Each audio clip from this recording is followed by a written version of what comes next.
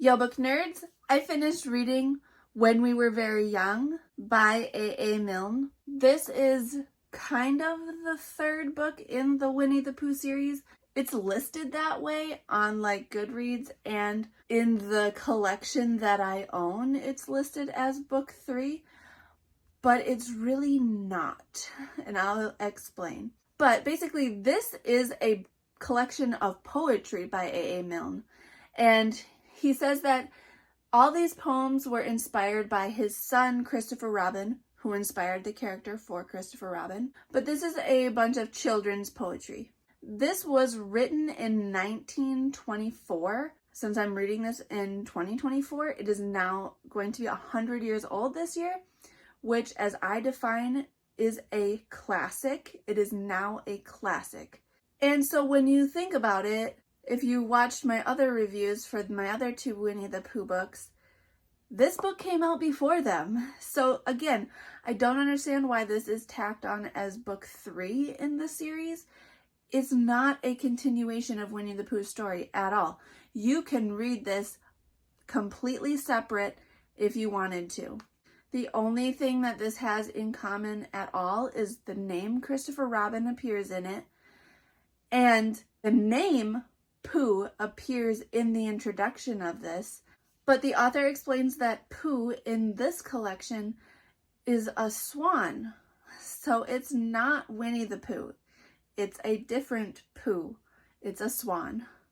And so besides the names, this really has no connection to Winnie the Pooh at all. There is a poem about a teddy bear, but his name is Edward Bear. So yeah, it's different. It's different. But all that being said, these poems were cute. Some of them were very silly. You can tell that they were meant for children, but as an adult, I still enjoyed some of them.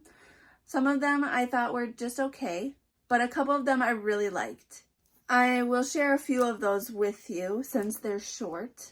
There's a poem called Rice Pudding, which I really liked, and it goes like this. What is the matter with Mary Jane? She's crying with all her might and main, and she won't eat her dinner, rice pudding again. What is the matter with Mary Jane? What is the matter with Mary Jane? I've promised her dolls and a daisy chain, and a book about animals all in vain. What is the matter with Mary Jane? What is the matter with Mary Jane? She's perfectly well and she hasn't a pain.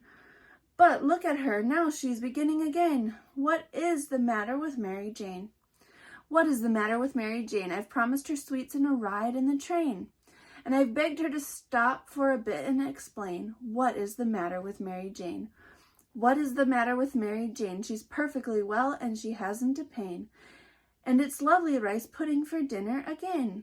What is the matter with Mary Jane? I thought that poem was hilarious as a parent, because sometimes, yeah, your kids just won't eat and they won't tell you it's wrong and they throw a fit for nothing and they're perfectly fine. So I thought that poem as a parent was adorable.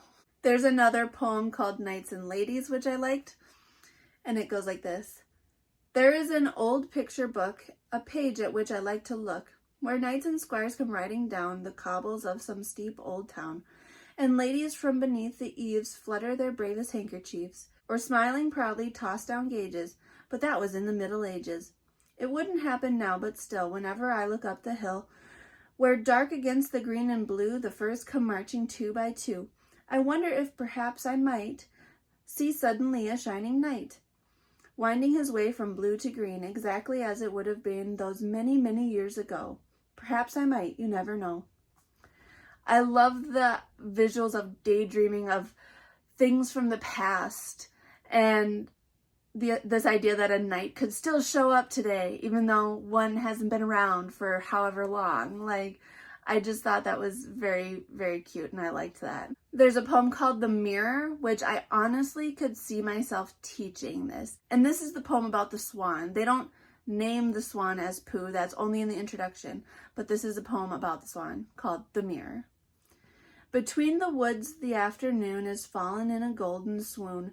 The sun looks down from quiet skies to where a quiet water lies, and silent trees stoop down to trees. And there I saw a white swan make another white swan in the lake, and breast to breast, both motionless, they waited for the wind's caress, and all the water was at ease. I could honestly see myself teaching this in a future English class of mine. I adore this poem. There's just so much to dive into with it, and it's just great. I love it. I love it. I also really enjoyed the teddy bear poem, but that one is longer, so I'm not going to read it here, but look up Teddy Bear by A.A. Milne if you want to read it. Even though it's about Edward Bear and not Winnie-the-Pooh, it's still very, very adorable. I also really loved the last poem called Vespers. Little boy kneels at the foot of the bed, droops on the little hand's little golden head. Hush, hush, whisper who dares. Christopher Robin is saying his prayers. God bless Mummy, I know that's right. Wasn't it fun in the bath tonight? The cold so cold and the hot so hot. Oh, God bless Daddy, I quite forgot. If I open my fingers a little bit more, I can see Nanny's dressing gown on the door. It's a beautiful blue, but it hasn't a hood. Oh, God bless Nanny and make her good. Mine has a hood, and I lie in bed and pull the hood right over my head. And I shut my eyes and I curl up small, and nobody knows that I'm there at all. Oh, thank you, God, for a lovely day. And what was the other I had to say? I said, bless Daddy, so what can it be? Oh, now I remember, God bless me. Little boy kneels at the foot of the bed, droops on the hand little gold head. Hush, hush, whisper who dares. Christopher Robin is saying his prayers. I thought that was adorable because that is exactly how children actually do pray. Their mind wanders all over the place. Heck, even when I pray, sometimes my mind wanders all over the place, and then it snaps back like, oh yeah, I was praying, duh. Like, it was so relatable and cute and adorable. So yes, this is a very short collection of poems. My edition is 100 pages. So it took me no time at all to read. They were cute, fun, simple, but some of them really connected with me. I definitely do recommend checking it out. Are they all going to be for you? Probably not. Some of them I thought were like very, very young for me. Obviously, I didn't connect with them, but my children might. And that's kind of who they were intended for, right? So they weren't really intended for me. So I kind of tried to keep that in mind as I was reading. If you've read When We Were Very Young, let me know your thoughts in the comments. That's all for me this week. I'll talk to you next Monday. Hit like and subscribe. Thanks for talking books with me.